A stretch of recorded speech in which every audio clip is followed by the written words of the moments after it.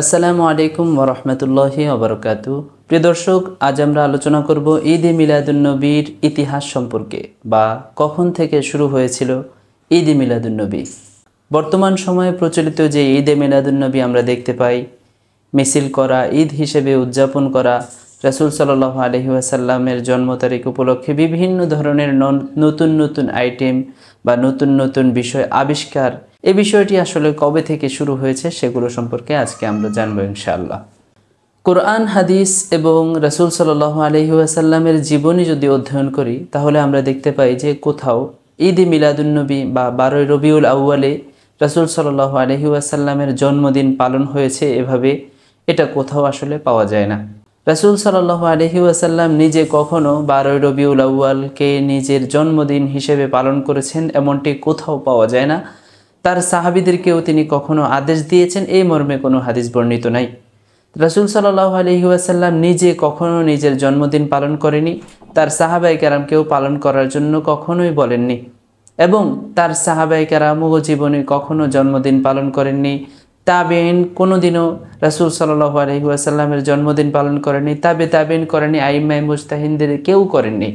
মোট কথা প্রথম 600 হিজরি পর্যন্ত 604 হিজরি পর্যন্ত ঈদে মিলাদুন্নবী নামক বর্তমানে যেই একটা প্রচলন রয়েছে যে ঈদে মিলাদুন্নবী উদযাপন, সকল ঈদের সেরা ঈদ বলে এটাকে আখ্যা দেওয়া হয়, এরকম কোনো কিছু রাসূল সাল্লাল্লাহু আলাইহি ওয়াসাল্লামের জীবন থেকে শুরু করে তার সময় থেকে শুরু করে 600 হিজরি পর্যন্ত এগুলোর কোনো আবিষ্কার ঘটেনি।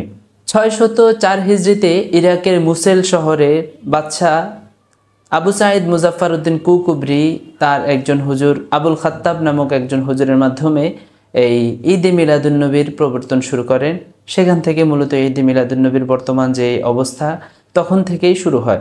বাদশাহ আবু সাঈদ মুজাফফারউদ্দিন কুকুবরি যে আবুল খাত্তাবের মাধ্যমে ঈদে মিলাদুন্নবীর প্রবর্তন ঘটান, সেই আবুল খাত্তাব কে ছিল বা সেই আবুল খাত্তাব কেমন ছিল সে সম্পর্কে ইমাদউদ্দিন ইবনে কাসির রাহিমাহুল্লাহু তাআলা তিনি বলেন, কাসিরুল ওয়াকিআতি ফিল আইম্মাতি ওয়াস সালাফি মিনাল উলামা খবিসুল লিসান শাদীদুল কিবর, যে আবুল খাত্তাব সে ওলামায়ে কেরামের মাঝে এবং ইমামগণদের মাঝে একজন নিন্দিত একটা নিকৃষ্ট ব্যক্তি ছিল এবং ওলামায়ে কেরাম সম্পর্কে সে বাজে মন্তব্য করত।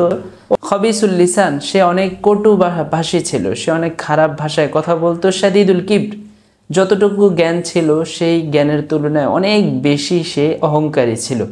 এই সমস্ত কথা শুনে আমরা বুঝতে পারি যে আবুল খাত্তাবের এই প্রচলন, আবুল খাত্তাবের এই প্রত্যাবর্তন এটা কখনোই আমাদের জন্য অনুসরণীয় হতে পারে না।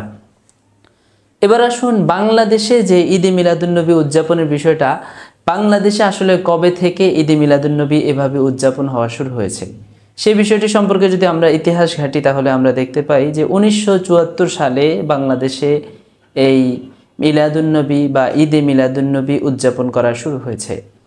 এখন আমাদের সুন্নি ভাইরা দাবি করে, তারা বলে যারা ঈদে মিলাদুন্নবী পালন করবে তারাই হচ্ছে প্রকৃত আশেকে রাসূল, আর যারা ঈদে মিলাদুন্নবী পালন করবে না তারা আশেকে রাসূল না বরং দুশমনে রাসূল। নাউজুবিল্লাহ।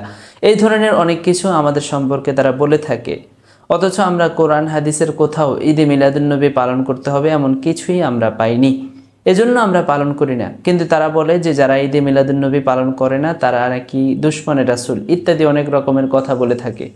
তো যদি বিষয়টি এমনই হয় তাহলে বাংলাদেশে ঈদে মিলাদুন্নবীর বর্তমান যে প্রবর্তন সেটি হয়েছে 1974 সালে। তার মানে তার বাপ দাদারা কিন্তু ঈদে মিলাদুন্নবী পালন করা ছাড়াই গিয়েছে। যদি এমনই হয় যে যারা ঈদে মিলাদুন্নবী পালন করবে না তারা ওয়াহাবি আর বাকিরা সুন্নি, তাহলে তো তারা হচ্ছে ওয়াহাবির ঘরের সুন্নি। বিষয়টা এমন না।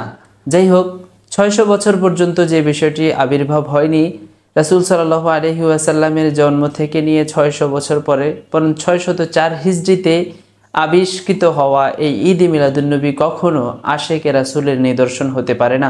বরং যেহেতু রাসূল সাল্লাল্লাহু আলাইহি ওয়াসাল্লাম এমনটি করেনি, সাহাবায়ে কেরাম করেননি, তাবেঈন করেননি, তাবেঈন করেননি, এটাকে নিয়ে বাড়াবাড়ি করা, এটাকে আশেকে রাসূলের মানদণ্ড হিসেবে দেওয়ার কারণে এটা সুস্পষ্ট বেদাত, এটার মধ্যে কোনো সন্দেহ নাই। আল্লাহ রাব্বুল আলামিন আমাদেরকে এই বেদাত থেকে বেঁচে থাকার তৌফিক দান করুন। আমিন। আসসালামু আলাইকুম ওয়া রাহমাতুল্লাহ।